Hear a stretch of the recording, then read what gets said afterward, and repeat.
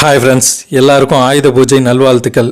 இன்றைக்கி ஒரு நாளைக்கு நம்ம ட்ரௌசர் கலந்துருச்சுங்க. ஆமாங்க, வண்டியெல்லாம் க்ளீன் பண்ணிவிட்டு வீடெல்லாம் க்ளீன் பண்ணிவிட்டு ஒரு வழியாக ஆயுத பூஜையை முடிக்கிறதுக்குள்ளே போதும்னு ஆயிடுச்சு. வண்டியெல்லாம் க்ளீன் பண்ணுறதுக்கு என்னடா 2 கப்பு தண்ணி ஊற்றுறேன்னு நினைக்காதீங்க. ஆல்ரெடி நல்லா கழுவிட்டேன்.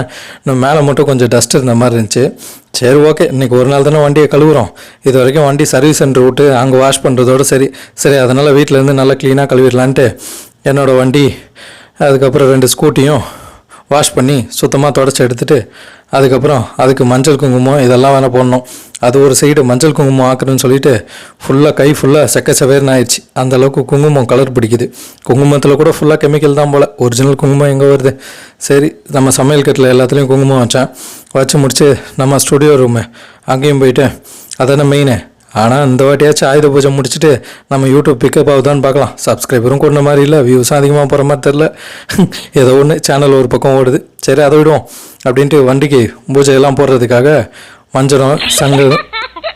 மஞ்சள் சந்தனம் குங்குமம் எல்லாம் வச்சிட்ருக்கேன்.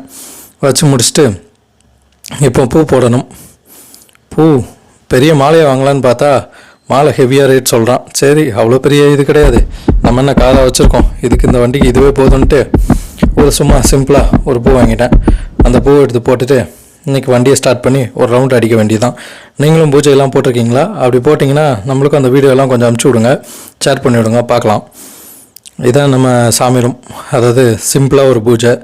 பொறிக்கடலை பக்கத்தில் வாழைப்பழம்லாம் வாங்கிட்டு ஒரு ஸ்வீட் பாக்ஸ் வச்சுட்டு அப்படியே நம்ம புக்ஸு அதுக்கப்புறம் லேப்டாப்லாம் வச்சு ஒரு பூஜையை போட்டாச்சு. இந்த வாட்டி சாமி நம்மளுக்கு என்ன அருள் கொடுக்குறாருன்னு பார்க்கலாம். நல்லபடியாக இருக்கும்னு நினைக்கிறேன். ஆயுத பூஜை முடிஞ்சால் ரிசல்ட் தெரிய போகுது, வெயிட் பண்ணி பார்க்கலாம்.